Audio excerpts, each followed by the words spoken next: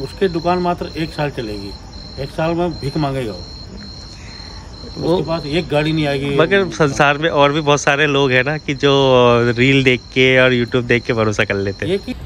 पापा का तो बहुत ज़्यादा दिमाग खराब हो गया है कि भाई जो बल्ब इतने सस्ते आ रहे हैं तो उन्हें उसका भी हमसे 6,000 रुपये ले लिया। बट ये एक साइड कम हो रहा है। देखो ये डिपर है तो डिपर में जो लेफ़्ट साइड है उस साइड ज़्यादा रोशनी है और राइट साइड में नहीं है। बट जब अपर करता हूँ तो राइट साइड में ज़्यादा रोशनी है, लेफ़्ट साइड में नहीं है।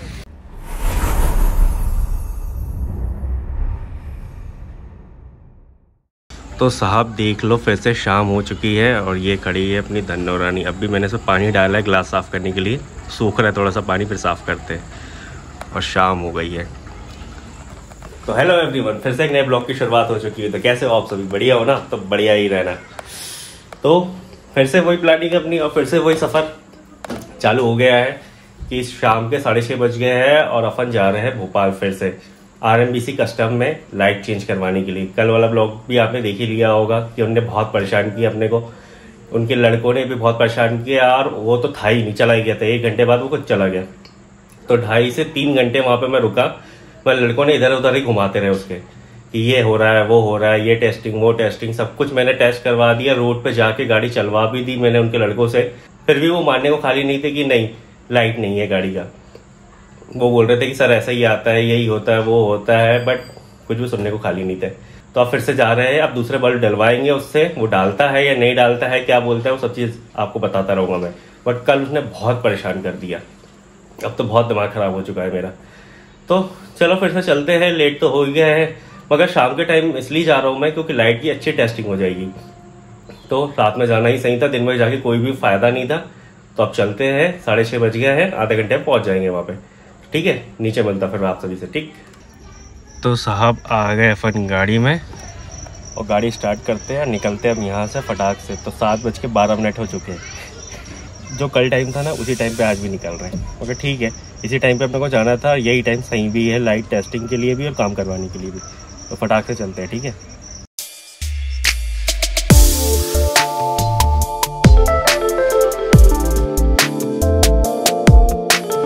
तो साहब रोड पे आया है टेस्टिंग करने के लिए। नए वाले बल्ब तो डलवाया है अभी, दूसरे वाले चेंज करवा के। बट ये 300 वाट नहीं है, ये 220 वाट वाले।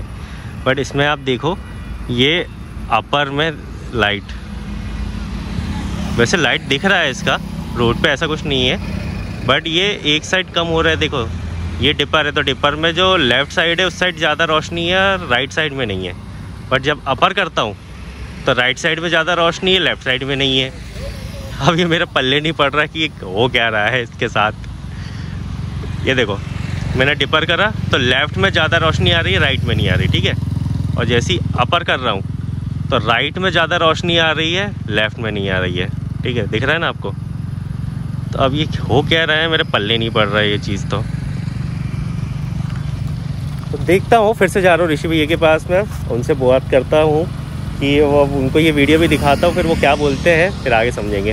मैंने इसलिए क्लिप नहीं बनाई क्योंकि थोड़ा सा टाइम लग गया वहाँ पे बल्ब वगैरह चेंज करने में। और मैंने बोला एक बार टेस्टिंग करने जाऊँगा ना तभी आपको बताऊँगा कि कैसा लाइट है और क्या है। देखो अभी ये यहाँ पे दिख रहा है लाइट आपको, अंधेरे रास्ते में खड़ा हूँ मैं, तो यहाँ पे आपको लाइट दिख रहा है। अब मैं रोड पे चलता हूँ फिर आपको बताऊँगा कि क्या कहानी है। ठीक है, अब अंदर से भी देख लो एक बार। ये जैसे अपर है ना, तो अपर में तो ठीक लाइट दिख रहा है रोड पे,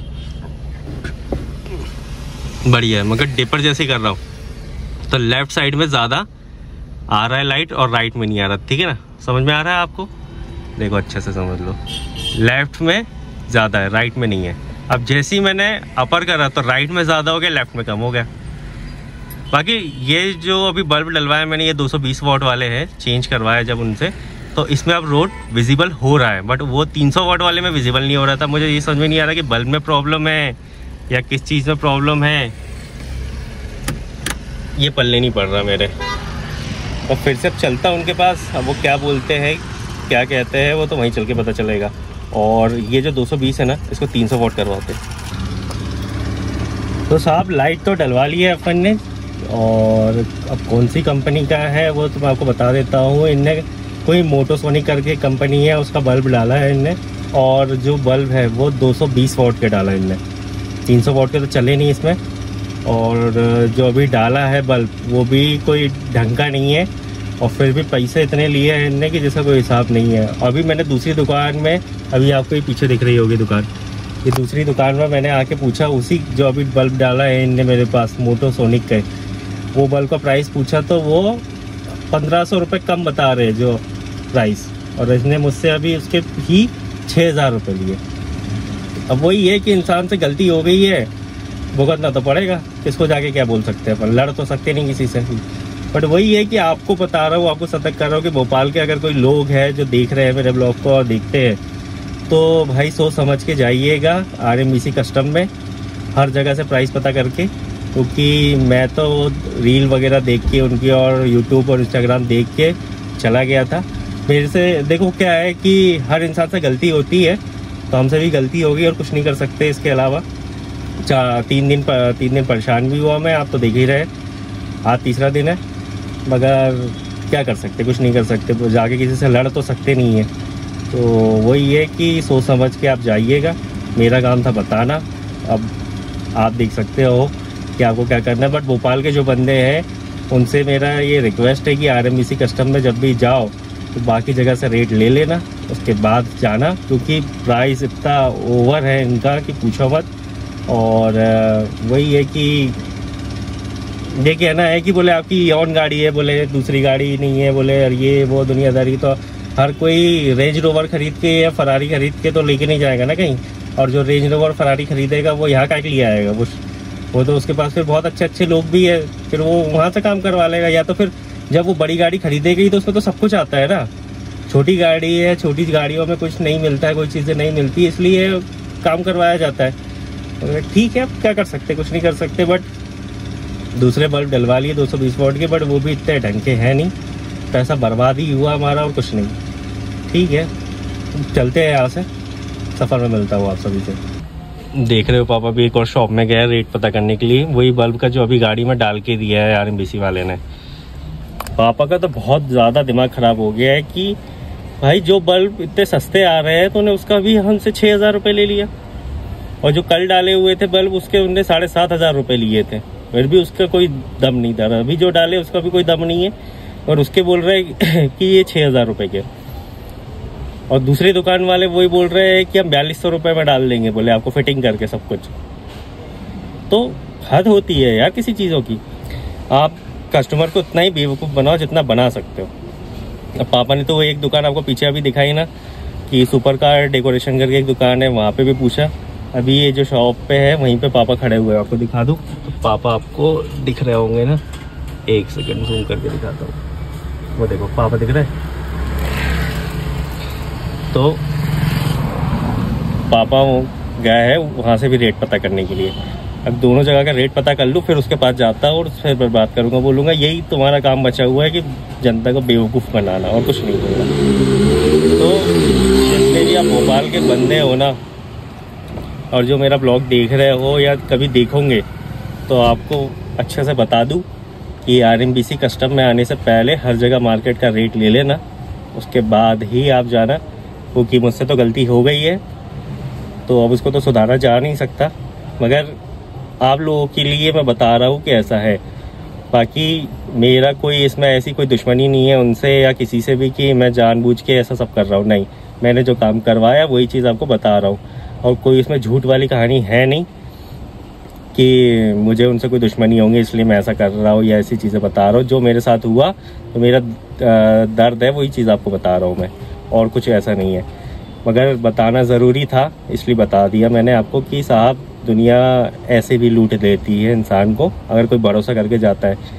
तो यार देख, मैं पहले दूसरे के पास काम करवाता तो वो बहुत अच्छा बंदा था इससे, और बहुत हर चीज़ से सुनता था, कभी डिले नहीं करता था काम के लिए कि नहीं ऐसा नहीं वैसा नहीं, ये नहीं करता था, तुरंत हैंड टू हैंड, भली 10 गाड़ियाँ क्यों ना हो उसके पास, तुरंत काम करवाता था। मगर ये एक ऐसा प्राणी है कि इसने तो 3 दिन घुमा भी दिया, उसके बाद गलत भी चीज़ दी और पैसा भी ज़्यादा ले लिया। बढ़िया है साहब, बढ़िया है, दुनिया ऐसी ही है, इसलिए संभल के ज़रा। तो देखते अब क्या होता है, पापा वहाँ से आ जाएं, फिर आगे जो होता है फिर वो बताता हूँ।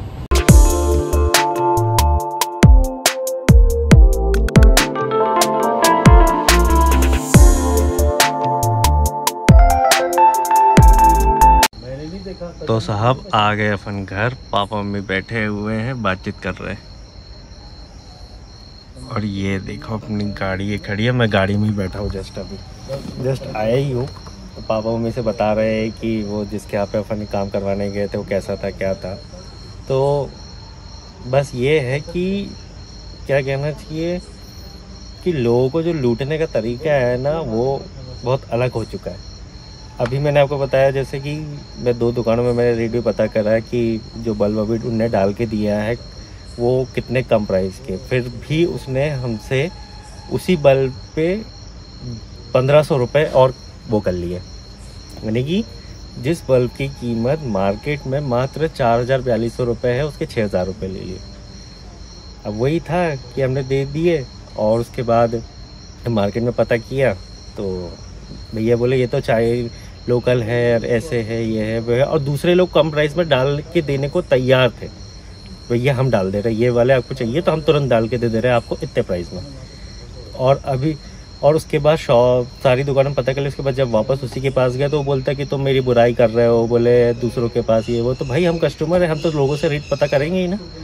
तो उनको बोलने लगा कि तुम बोले बुराई कर रहे हो मेरी, बोले मेरे MP नगर में बहुत लड़के हैं, बोले ये है वो है। तो दुनियादारी तो यानी कि वो अपने आप को ऐसा समझ रहा है कि भाई बहुत रईस हो गया है और बहुत वो हो गया है, उसका कोई कुछ बिगाड़ नहीं सकता, वो कुछ कर नहीं सकता। तो सिंपल सी बात है, कस्टमर जब पैसा दे के तुम्हारे पास काम करवा सकता है ना, तो 2, 4, 5, 6 हज़ार रुपये उसके डूब भी जाएंगे तो कोई फ़र्क नहीं पड़ता।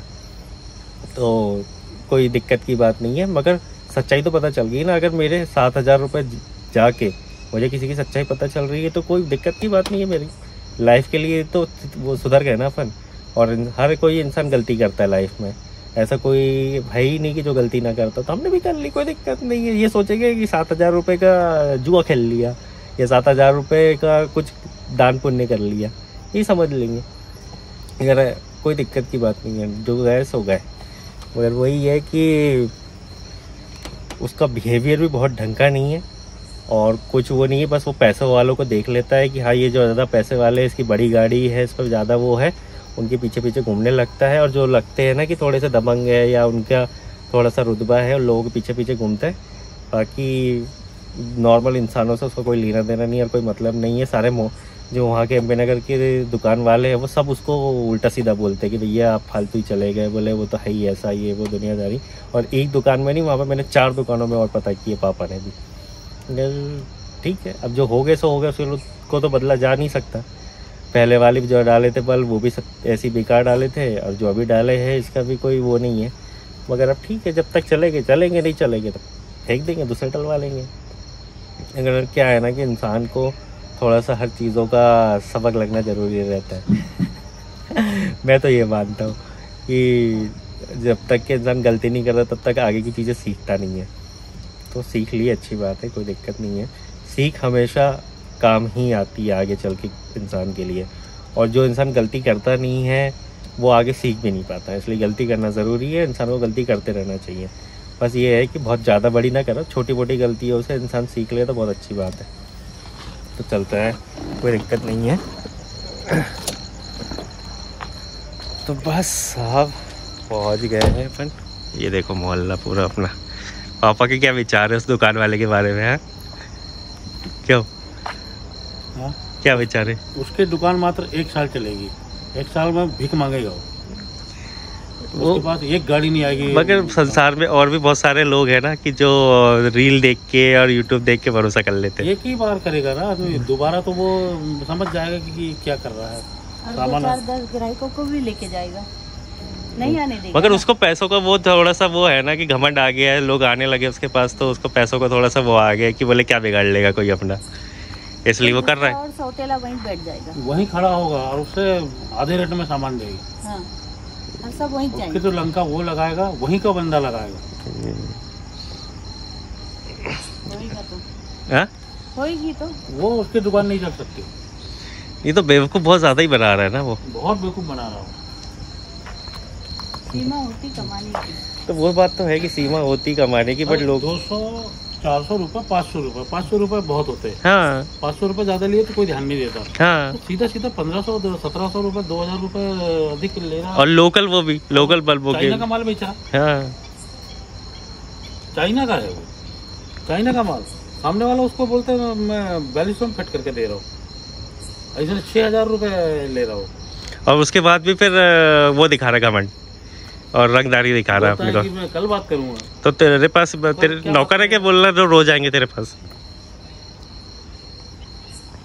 यानी कि वो ऐसी रंगदारी दिखा रहा था कि कल बात करना, ये करेंगे वो करेंगे। तो वो यानी कि रंगदारी दिखा रहा था कि भाई मैं ऐसा हूँ मैं वैसा हूँ। तो भाई दुनिया में बहुत रंगदार पड़े हुए हैं, कम नहीं है रंगदारों की।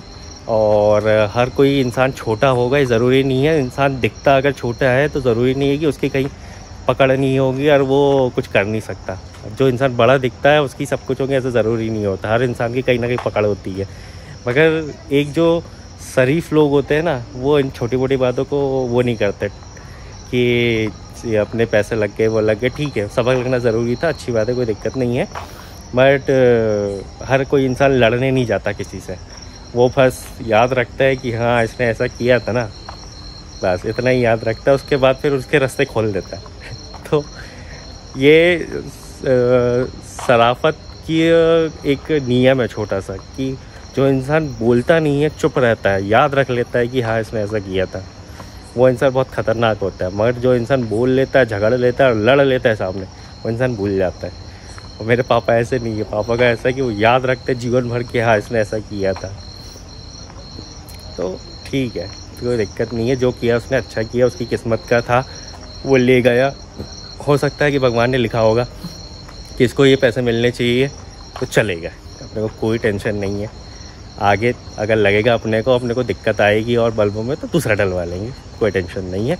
चलता है, बड़े बड़े देशों में छोटी छोटी बातें होती रहती है, इतना ज़्यादा टेंशन लेने वाली कोई बात नहीं है, बढ़िया है। बट उसका बिहेवियर और कोई भी चीज़ बहुत अच्छी नहीं है। इसलिए आप लोगों को मैं बता रहा हूँ कि भोपाल में जब भी अगर आप कोई जाने का सोच भी रहे हो RMBC कस्टम में, तो सोच समझ के जाना, 10 दुकानों में पता करना, उसके बाद ही जाना, वरना मत जाना। और फिर आपकी श्रद्धा है, अगर आपको बहुत पसंद हो, अगर आपको अच्छा लगता है कि अगर लग रहा हो मैं गलत बोल रहा हूँ, तो फिर मैं कुछ नहीं कर सकता, बस मेरा काम था बताना। बाकी आपकी इच्छा है कि जो हुआ वही चीज़ आपको मैंने बताई, रियल कहानी, बस। तो आज का सफ़र तो यही बीत गया। तो यही था आज के सफ़र में। तो यहाँ तक आपने वीडियो देख ली, तो वीडियो में आपको क्या अच्छा लगा, क्या बुरा लगा, मुझे कमेंट करके ज़रूर बताइएगा। और चैनल पे नए हो तो चैनल को सब्सक्राइब ज़रूर करिएगा। तो मिलते फिर ऐसे किसी बड़े से वीडियो में। Till then, bye bye.